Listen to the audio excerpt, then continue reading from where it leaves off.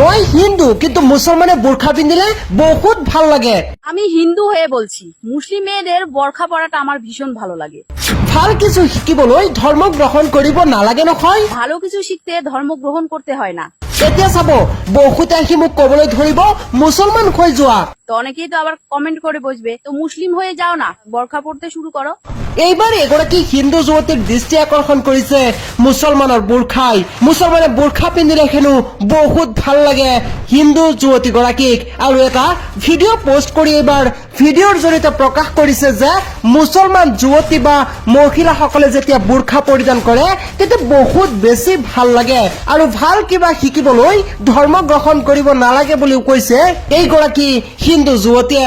এইগৰাকী হিন্দু যুৱতীৰ এই ভিডিঅ'টো সামাজিক মাধ্যমত অতিকৈ ভাইৰেল হৈ পৰিছে। এক কথাত ক'বলৈ গ'লে বোৰখাই দৃষ্টি আকৰ্ষণ কৰিছে এইগৰাকী হিন্দু যুৱতীৰ।